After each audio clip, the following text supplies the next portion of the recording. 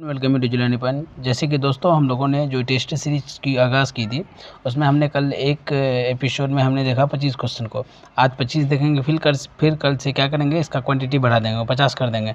ऐसा ठीक रहेगा। जितना टेस्ट लगाएंगे उतना ज़्यादा नंबर होने की चांसेस रहेगी। चलिए बिना देरी किए हुए किसी भी तामझाम के हम लोग शुरुआत करते हैं। 25 नंबर तक कल देखे थे, 26 नंबर को देखते हैं। कह रहा है कि चिपको आंदोलन किससे संबंधित था। चिपको आंदोलन के बारे में आपने क्लास 10th में ही पढ़ा होगा। तो चिपको आंदोलन किसे था, हम सब जानते हैं कि यह पर्यावरण संरक्षण एवं वृक्षों की रक्षा से संबंधित था। ठीक, नेक्स्ट क्वेश्चन को देखते हैं। कह रहा है महात्मा बुद्ध ने वृक्ष को किस प्रकार की जीवधारी कहा था।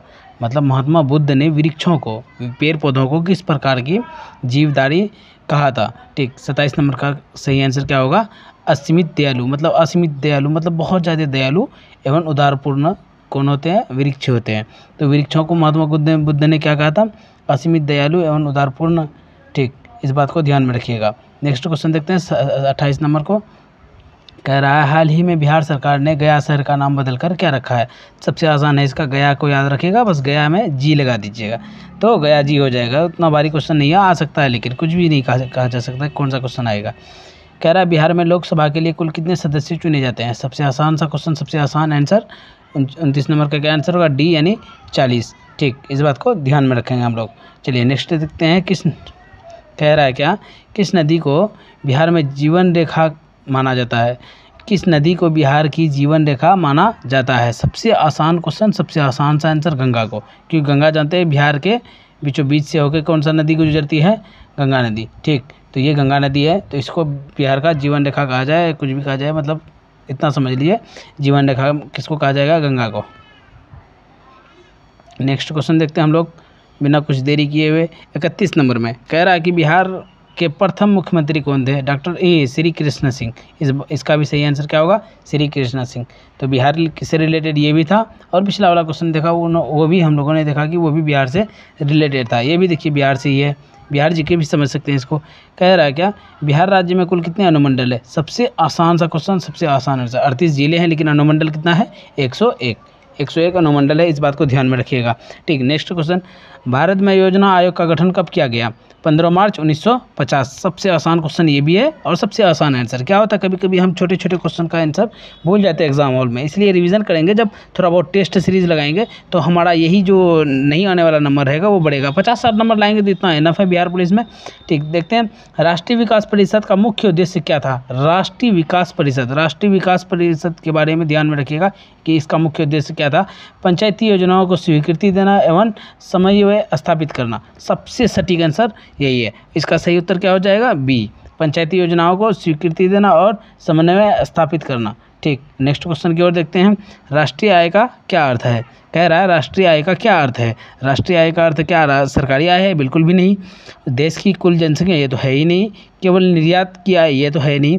इसका सही आंसर क्या होगा दोस्तों, सी, देश के नागरिकों द्वारा एक वर्ष में उत्पादित वस्तुओं एवं सेवाओं का कुल मूल्य।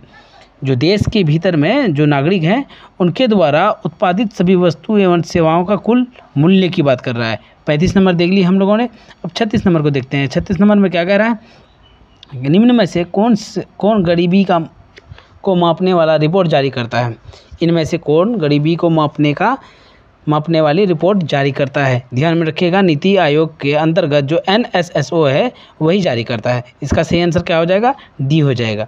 ठीक, सबसे सिंपल सा क्वेश्चन, ज़्यादा हार्ड क्वेश्चन भी नहीं है क्योंकि हार्ड क्वेश्चन आता भी नहीं है, लेकिन फिर भी कुछ कहा नहीं जा सकता, इसलिए हम लोग टेस्ट सीरीज लगा के जाएंगे। 37 नंबर में साफ साफ कह रहा है मेंडिसन के अनुसार धनी देशों में आय के बढ़ते स्तर को किसका संकेत माना जाता है। मेंडिसन के द्वारा या मेंडिसन के अनुसार धनी देशों में आय के बढ़ते स्तर को किसका संकेत माना जाता है। इसका ध्यान में रखिएगा। इसका आंसर क्या होगा, 37 का सी, आर्थिक वृद्धि माना जाता है।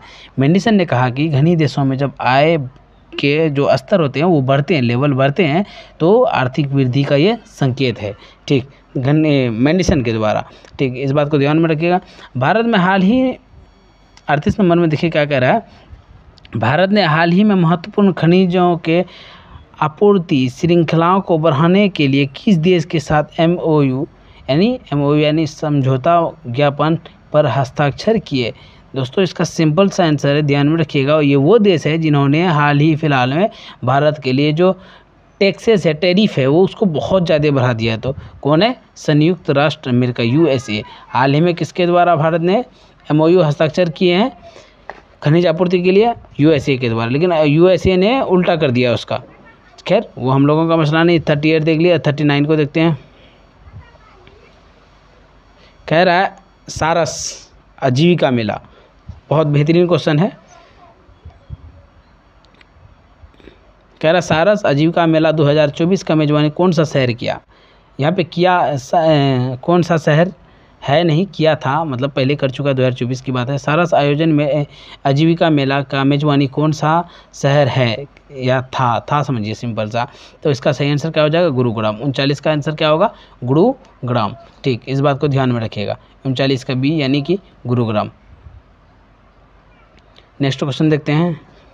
कह रहा है कि सुधार और योजना में, देखिए क्या कह रहा है, अरे यार, सुधार और योजना में महाराज हरि सिंह पुरस्कार 2025 से किसे सम्मानित किया गया? इसका सही उत्तर क्या हो जाएगा? बी, मनोज सिन्हा। मनोज सिन्हा को क्या कहा? सुधार एवं योजनाओं के लिए महाराजा हरि सिंह पुरस्कार 2024 से सम्मानित किया। किसको? मनोज सिन्हा को। ठीक, अब 41 नंबर का क्वेश्चन देख लेते हैं हम लोग। कह रहा है 41 नंबर में 2025 में चेन्नई ओपन टेनिस पुरस्कार एकल खिताब किसने जीता? इसका बहुत आसान सा आंसर है। कह रहा है केरिनियर जैकेट। केरिनियर जैकेट, जैकेट को याद ध्यान में रखिएगा, केरिनियर जैकेट। इसको इन्होंने कौन सा खिताब जीता? 2025 का चेन्नई ओपन टेनिस पुरस्कार एकल खिताब किसने जीता? केरिनियर जैकेट ने जीता है। इस बात को ध्यान में, अक्सर ये सब क्वेश्चन पूछता है, हाल फिलहाल के करंट अफेयर में आ जाएगा।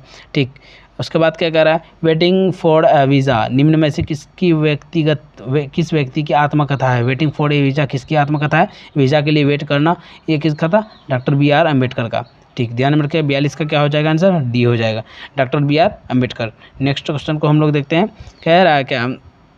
भितरकनिका नेशनल पार्क, अरे बहुत आसान सा क्वेश्चन, अगर इसका भी जवाब आप नहीं दे पाए तो बहुत मुश्किल बात है।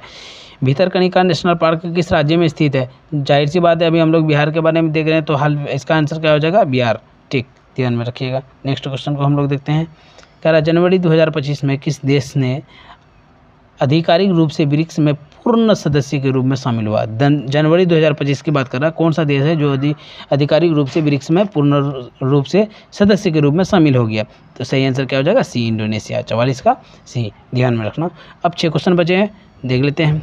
ग्लोबल रिपोर्ट्स 2025 कह रहा है क्या? ग्लोबल रिस्क रिपोर्ट 2025 किस संगठन ने जारी किया? तो इसका सही उत्तर क्या है? ग्लोबल रिस्क रिपोर्ट 2025 किसके द्वारा जारी किया गया? 45 अंतर्राष्ट्रीय मुद्रा कोष, ये तो होगा नहीं। विश्व आर्थिक मंच, हाँ विश्व आर्थिक मंच, इन्होंने जारी किया। कौन सा? Global risk report. ठीक, 45 का क्या आंसर होगा? बी आंसर होगा। नेक्स्ट क्वेश्चन को अब हम लोग देखते हैं। असम कह रहा है असम के किस राष्ट्रीय उद्यान में हाल ही में दुर्लभ सफ़ेद पंखों वाले बतखों के एक जोड़ी पाई गई? असम के किस इसका मतलब ये जो भी राष्ट्रीय उद्यान है वो असम में है। इसका सही उत्तर क्या हो जाएगा? दिहांग पटकाई राष्ट्रीय उद्यान। ठीक, 46 का क्या आंसर होगा? डी, दिहांग पटकाई राष्ट्रीय उद्यान। ये है कहाँ? असम में है। इसमें कौन सा? एक दुर्लभ सफ़ेद पंखों वाले बतखों को देखा गया, एक जोड़े को देखा गया। ये इसका सही उत्तर हो जाएगा दिहांग पटकाई राष्ट्रीय उद्यान। ठीक, अब नेक्स्ट क्वेश्चन को देखते हैं। 46 हो गया। 47 को देखते हैं। राष्ट्रीय विज्ञान दिवस 2025 का थीम क्या था?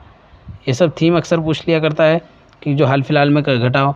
राष्ट्रीय विज्ञान दिवस 2025 का थीम क्या था? विकसित भारत के लिए विज्ञान एवं नवाचार, वैश्विक नेतृत्व हेतु भारतीय युवाओं का सशक्त बनाना। इसका सही उत्तर क्या हो जाएगा? ए हो जाएगा। 47 का ए होगा। ठीक, 48 में देखते हैं क्या कह रहा है। 48 में कह रहा है अप्रैल 2025 में स्ट्रेट थंडर 2025 नामक सैन्य अभ्यास किस शुरुआत किस देश ने की? अप्रैल 2025 में स्ट्रेट थंडर 2025 नामक सैन्य अभ्यास किस के द्वारा शुरू की गई? इसका सही उत्तर क्या हो जाएगा? चीन। ये सब अक्सर चीन ही करता है, डेंजर वाला सब सैन्य अभ्यास। ठीक, चलिए इसका सही उत्तर मिल गया। अप्रैल 2025 में स्ट्रेट थंडर 2025 है चीन। 49 में कह रहा है कोन्या बांध स्थित है कहाँ पे? कोन्या बांध की बात कर रहा है। 49 में कोन्या बांध स्थित कहाँ है? कर्नाटक, गुजरात, महाराष्ट्र या मध्य प्रदेश? इसका सही उत्तर क्या हो जाएगा? 49 का सी, यानी कि महाराष्ट्र। ठीक, ध्यान में रखें, अक्सर एक आध तो पूछ लिया करता है यार इसमें। कह रहा है कि सदीर किस नृत्य शैली का प्राचीन नाम है? सदीर किस नृत्य शैली का प्राचीन नाम है? 50 का सही उत्तर क्या होगा? सदीर किस नृत्य का शैली का प्राचीन नाम है? तो इसका क्या आंसर होगा? भरतनाट्यम। भरतनाट्यम का जो शैली है प्राचीन नाम क्या है उसका? सदीर। ध्यान में रखिएगा। तो इस तरह से हम लोगों ने 25 क्वेश्चन को आराम से सॉल्व किया। अगला जो एपिसोड आएगा उसमें 50 क्वेश्चन देंगे, फिर अगला जो आएगा फिर 75 करेंगे, फिर उसके बाद 100 करेंगे। तो धीरे धीरे इस तरह से क्वांटिटी बढ़ाते जाएंगे ताकि हमारा अच्छा से अच्छा नंबर आ सके, अच्छा टेस्ट लगा सके हम लोग। ठीक है, तब के लिए आप लोग पढ़ाई कीजिए। अगर से सेशन अच्छा लगा हो तो दोस्तों के साथ शेयर कीजिए, सब्सक्राइब करना ना भूलें। Thank you.